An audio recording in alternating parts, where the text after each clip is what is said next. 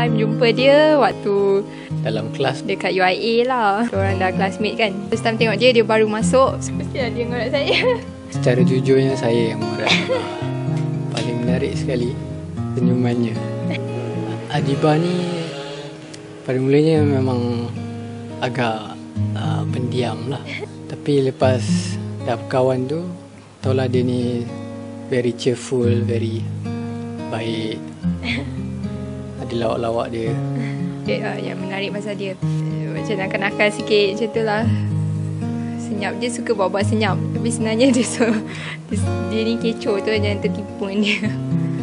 Baik, handsome. Okey lah, boleh lah. Macam lah. Tak ada, semua best. Tengok. Do you hear me talking to you? Across the water, across the deep blue ocean, under the open sky. Oh my, baby, I'm trying. Boy, I hear you in my dreams. I feel you whisper across the sea. I keep you with me in my heart. You make it easier when life gets hard.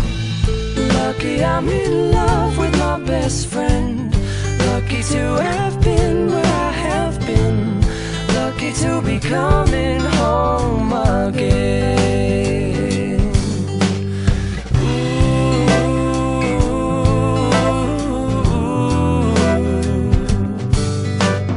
They don't know how long it takes waiting for a love like this.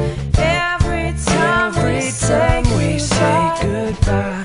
I wish we had one more kiss. I'll wait for you. I promise you I will.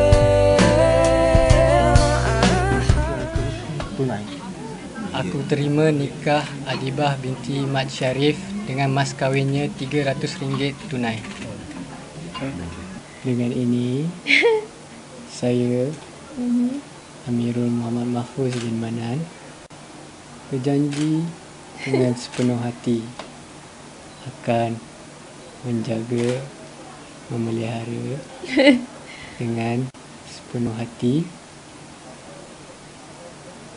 tak kira apa jua masalah atau rintangan yang bakal kita hadapi, kita akan tetap bersama menempuh tugaan bersama. Okay.